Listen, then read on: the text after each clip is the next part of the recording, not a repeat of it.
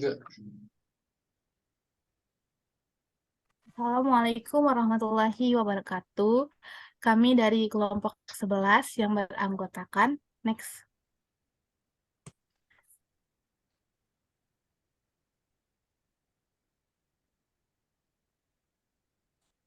Yang pertama ada Haikal Ahmad Robani, kedua Yunita Zamzamani, ketiga Syahla Farah Fadila, dan yang terakhir Mega Agustina Zahra.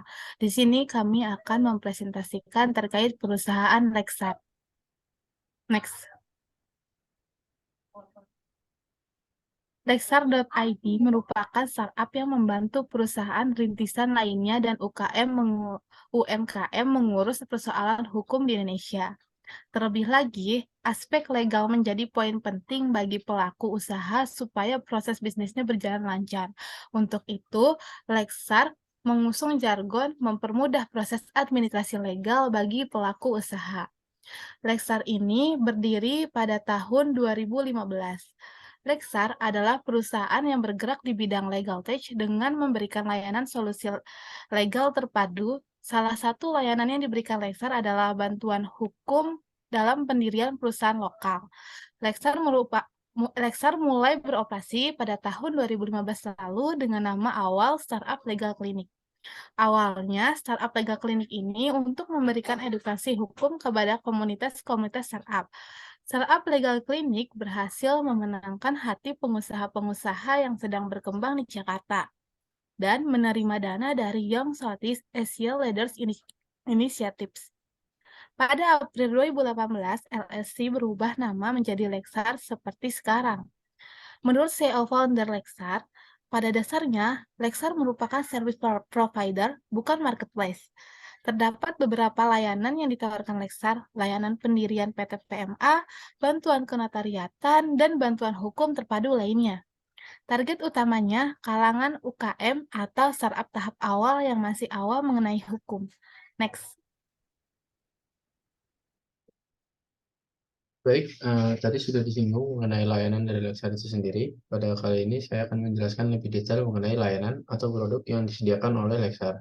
Yang pertama ada pendirian perusahaan lokal, yaitu layanan yang diberikan kepada usaha-usaha atau bisnis yang ingin berbentuk badan hukum perseroan terbatas. Untuk harga dari layanan ini sendiri bermulai dari 9 juta. Lalu ada bantuan kenotariatan, di mana di layanan ini Lexar membantu klien untuk memperoleh dokumen notaris yang dibuat oleh notaris dari Lexar itu sendiri. Notaris ini dipilih oleh Lexar sendiri untuk memenuhi kebutuhan dari klien itu tersebut. Harga dari layanan ini bermulai dari 300. Lalu ada layanan selanjutnya yaitu pengurusan perizinan dasar, di mana layanan ini dibuat untuk mempermudah penetapan harga yang transparan. Lalu apabila si dari klien tersebut sudah memiliki perusahaan dengan notaris sendiri, maka Lexar dapat membantu untuk mengurus izin-izin yang dibutuhkan oleh klien itu sendiri. Untuk harganya ini sendiri bermulai dari kisaran 1 juta. Lalu ada layanan pendirian PT PMA. PT PMA memiliki kebutuhan yang berbeda dari PT lokal. Hal-hal khusus mengenai kepatuhan perusahaan perlu dipertimbangkan saat membuat dokumen-dokumen notaril. Oleh karena itu, layanan ini dibuat oleh Lexar untuk membantu klien yang ingin mendirikan PT PMA. Harga dari layanan ini sendiri yaitu bermulai dari 5 juta. Lalu ada layanan kesekretariatan perusahaan. Di layanan ini, Lexar menangani dokumentasi hukum internal perusahaan, RUPS tahunan, dan RUPS luar biasa, lalu persetujuan Dewan Komisaris, dan dokumen hukum lainnya. Untuk layanan ini sendiri bermulai dari 1 juta. Lalu ada perizinan perusahaan sektoral. Beberapa bisnis memiliki kebutuhan khusus dan izin sektoral agar dapat melakukan praktiknya sesuai dengan peraturan yang ada. Nah, di layanan ini, Lexar dapat membantu untuk mempermudah penanganan proses untuk memperoleh izin tersebut. Harga dari layanan ini sendiri bermulai dari 3,5 juta. Lalu ada layanan bantuan ekspatriat. Di layanan ini, Lexar membantu untuk mendapatkan paket izin kerja yang terdiri dari WLK, RPTKA, IMTA, dan KITAS. Untuk layanan bantuan ekspatriat bermulai dari kisaran 20 juta. Lalu ada bantuan hukum terpadu. Layanan ini disediakan oleh Lexar untuk usaha-usaha yang sering membutuhkan jasa hukum, termasuk usaha-usaha yang sedang dalam tahap fundraising atau yang bergerak di industri yang diatur dengan ketat. Eh, ol- untuk ini tidak ada harganya ya untuk layanan ini. Lalu yang terakhir ada layanan perlindungan hak kekayaan intelektual atau biasa disebut HAKI. Jadi ketika suatu klien yang memiliki aset-aset yang tidak berwujud seperti merek, naskah, hasil kesenian, atau aset tidak berwujud lainnya, maka Lexar memberikan layanan untuk membuat HAKI atau perlindungan hak kekayaan intelektual tersebut. Untuk mendapatkan semua layanan tersebut, pengguna jasa Lexar cukup mengisi suatu formulir, lalu sisanya tinggal menunggu. Sisanya tim Lexar akan mengerjakan semua proses birokrasi. Nah, guna memenuhi janji itu, Lexar menggunakan sistem internal dalam menyelesaikan pekerjaannya. Strategi ini memungkinkan Lexar memperkirakan waktu yang dibutuhkan untuk menyelesaikan pekerjaannya, sehingga klien tersebut dapat melihat kapan selesainya dari layanan yang dipakai oleh klien tersebut. Baik, selanjutnya. Oke, selanjutnya ada target klien. Di sini target utama dari Lexar itu yaitu kalangan UKM atau startup tahap awal yang masih awam mengenai hukum. Salah satu layanan utama mereka adalah pendirian perseroan terbatas atau PT secara online. Pada dasarnya, Lexar merupakan service provider dan bukan marketplace. Dalam hal ini, PT ini, mereka akan bekerja dengan mitra yang sudah terkurasi, kecuali tanda tangan dokumen, pengerjaan dokumen, hingga pengurusan ke badan-badan pemerintah terkait, seperti Kementerian Hukum dan HAM, serta Direktorat Jenderal Pajak, semua dilakukannya oleh Lexar, tanpa bertatap muka dengan pelanggannya. Next.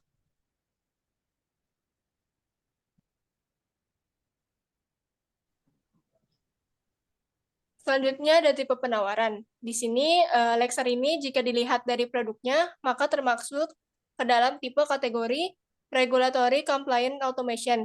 Di sini Regulatory Compliance Automation yaitu platform berbasis AI yang dikembangkan oleh hukum online sebagai solusi pemantauan kepatuhan hukum perusahaan. Regulatory compliance automation ini sistem memanfaatkan berbagai teknologi mutakhir untuk memitigasi risiko, mengurangi biaya, dan meningkatkan kepercayaan pada status kepatuhan untuk seluruh perusahaan di berbagai industri.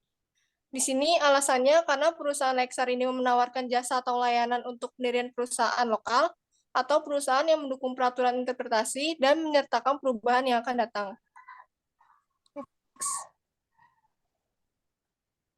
Selanjutnya ada model bisnis. Model bisnis dari Lexar. Lexar memiliki 3 model bisnis, yaitu terdiri dari transaction based. Model ini memungkinkan pelanggan untuk melepaskan bandwidth management dan membeli kapasitas sesuai kebutuhan tanpa menimbulkan biaya reguler. Penyedia layanan dapat menyebarkan biaya investasi dengan memanfaatkan platform pengiriman ke beberapa klien yang membutuhkan jenis layanan yang sama. Hal ini menghasilkan penurunan biaya per transaksi dan skala ekonomi yang lebih baik.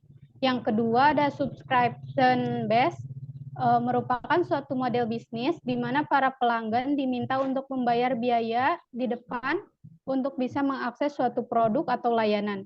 Biasanya pelanggan bisa membayar biaya langganan per bulan.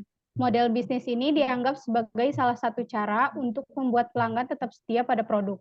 Dengan membayar biaya di awal, pelanggan tidak akan beralih pada produk atau layanan lainnya. Yang terakhir ada referral. Model referral ini menghubungkan kebutuhan pelanggan dengan penyedia jasa lain yang diperantarai oleh Lexar. Umumnya, layanan yang dibutuhkan masih berkaitan dengan pendirian PT, semisal mencari kantor virtual atau pembuatan rekening perusahaan. Dari jasanya ini, Lexar akan mendapat imbalan dari transaksi yang terjadi. Contoh layanan berdasarkan transaksi yaitu bantuan pendirian PT. Next.